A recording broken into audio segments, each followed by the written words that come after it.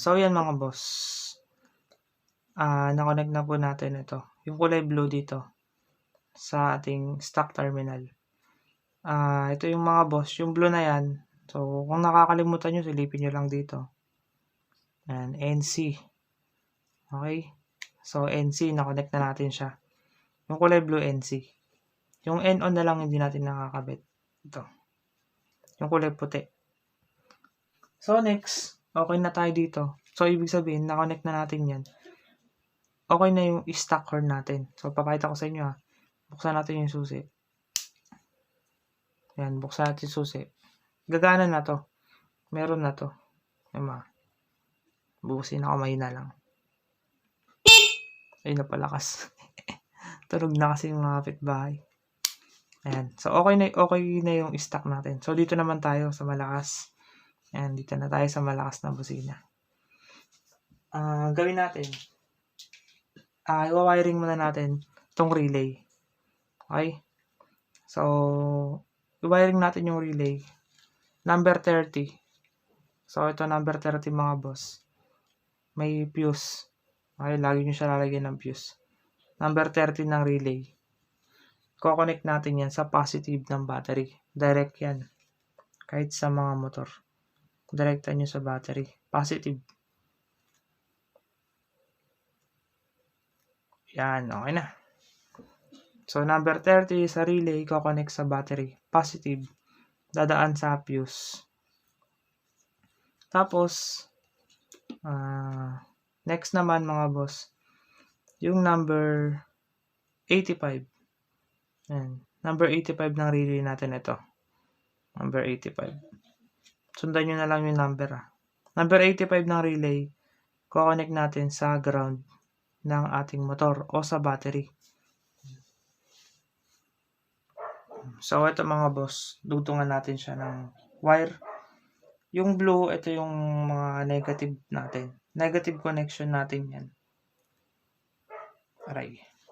Tapos, connect natin siya dito sa negative ng battery natin. Kung sa motor, i-connect nyo siya sa ground, body ground o kaya sa negative ng harness natin. Wiring harness. Alright, maliwanag. Number 85, ko-connect nyo sa negative ng battery o kaya sa body ground. So, lagyan ko lang to ng tape. So, yan mga boss. Nalagyan na natin ng tape yung number 85 natin. Next, number 86 galing sa relay. So, ito yon, number 86. Sundan nyo na lang yung number dito sa loob na ito. Ako kasi kabisado ko na siya. Number 86, so number na lang sasabihin ko para masundan nyo. Number 86, ko-connect nyo yan dito sa hollow switch natin. So, natandaan nyo yung kanina, yung hollow switch natin, kulay puti. Ito yung ating NO natin. Kasi yung NC natin nakakabit na itong blue. So, yung NO na lang hindi nakakabit. Dito natin nilalagay yan sa number 86 ng relay natin. So, i-connect ko siya. Kaya naman kasi ganito ginawa ko. Para makita nyo talaga na wina-wirings natin siya. So, dagdag kaalaman na rin to sa inyo mga boss. Kung sakaling gusto nyo rin siya i-apply sa motor. Diba? Kakaiba rin siya. Pwedeng magkaibang busina yung gagamitin nyo. Baga tricks na rin ba? Pang paangas. Ayan. Diba? 86 dito sa puti ng hollow switch natin or sa NO natin. Okay? So, maliwanag mga boss maliwanag. So, ayan. Tapos na natin siya i-wiring. So, diba? Ang bilis lang, diba? Ang last na lang na i-wirings natin ito. Yung number 87 natin. Sa relay natin mga boss, number 87 na lang hindi natin nakakabit. So, bakit dalawa tong wire na to? Kasi dalawa yung number 87 ng relay natin. So, ginamit ko kasi 5 pin. Pwede rin naman 4 pin relay. Okay, pwede yun. So, para sa last, ito na. kukunin na natin tong malakasan natin. Yan. So, kukunin nyo yung red wire kasi yung gantong busina, may polarity siya. Yung mga magagandang busina na ganito, lalakas. Yung red, positive. Yung black, negative. Yung red, dinudungan ko siya ng wire. I-connect natin siya dito sa 87. Kahit saan dito, pwede nyo ito pagsamahin. Okay, pwede nyo pagsamahin to. Ayan. Pwede nyo siya pagsamahin dyan. Pero ako, isa lang. Dito ko lang siya ilalagay. Mamaya sasabihin ko sa inyo kung bakit. Okay. So, kaya dalawang 87 yan. Kasi yung isa, pwede nyo pang gamitin sa isa pang busina. Okay. Kung dual horn yung gagawin nyo, pwede rin siya. Pang dual horn talaga tong wirings na to. Ito naman, hindi ko na to ikakabit kasi isa lang yung ganito ko. Pero kung dalawa yung ganito natin, yung busina na ganito, yung red na ito, dito nyo siya ikakabit. Ayan. Tapos, yung ground ng busina natin, ayan, lalagay lang natin siya sa body ground. Ito, sa battery, sa ground. Pwede na yan. Kung sa motor, sa body ground nyo siya ikakabit. Ayan. Okay. Kompleto na yung wirings natin mga boss. Ganun lang kasimple. Sundan nyo na lang mga boss Medyo magulo siya pero kaya ko nga siya pinakita sa inyo paano wirings para hindi kayo malito. Ayan. So ito hindi na natin kakabit to Pwede na natin itong take pen. O kaya pwede nyo pagsamahin siya. Hindi ko na siya pinagsama. Kasi kung sakaling gusto nyo magdalawa, pwede nyo dito ilagay yung positive ng isang busina. Okay? Tapos yung ground na syempre, papagsamahin nyo yung ground nila. Tapos connect nyo sa negative ng battery. O kaya sa motor nyo, sa body ground. Ganun lang kasimple. Sa ampere naman na ito ng fuse, 10 amps or 15 ampere, okay lang yun. Pwede na yun. Yan.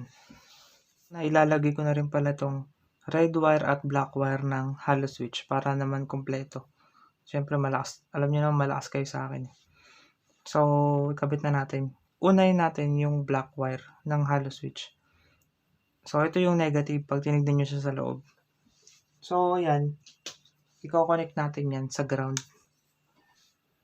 Yan. Tapos, yung red naman, kakabit natin yan sa accessories wire. So, ito, may susian tayo, diba? Accessories wire na ito, yung black. Ito. So, dito natin siya ikakabit. Tanggalin muna natin yung tape nito. Sa motor, ganun din. Accessories wire nyo rin siya ikakabit.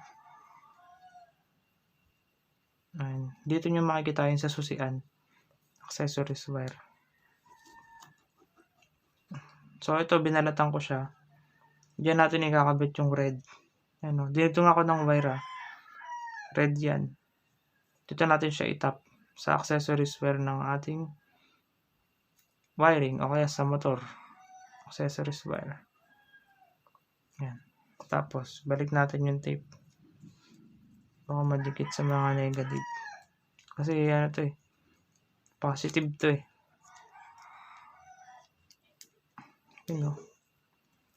Okay. Kompleto na guys. So, papakita ko sa inyo yung ilaw. Iilaw to pag sinusi natin.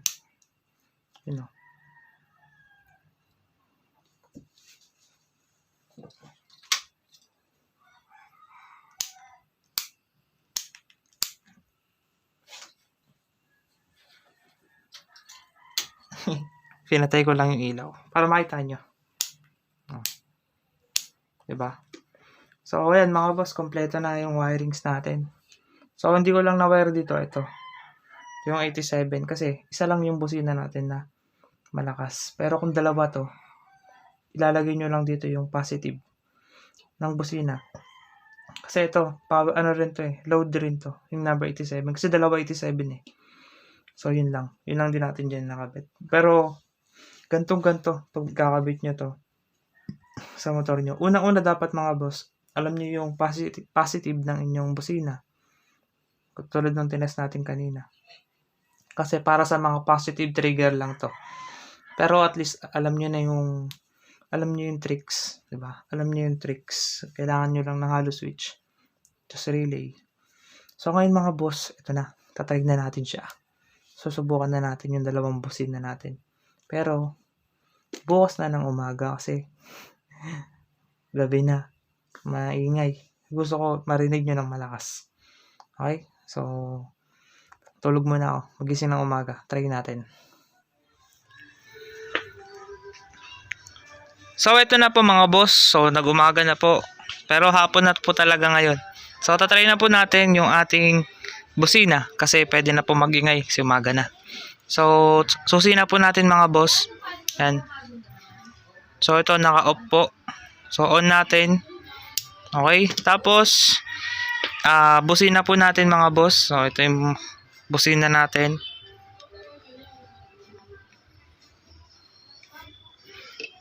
O yun, natanggal yung isa.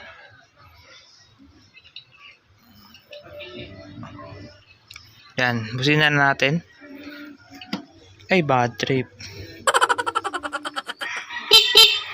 Ayan. So, yung stock horn yung gumagana. Ayan, kasi hindi pa natin pinipindot itong hollow switch natin. So, pindutin natin yung hollow switch. Okay, napindot na siya. So, lilipat na yung ating power galing dito, pupunta na siya dito. So, ito na ngayon yung gagana. So, try natin. Pusina natin.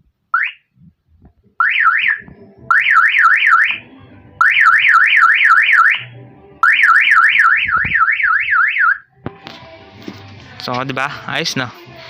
Stock horn. Papunta sa malakas na busina.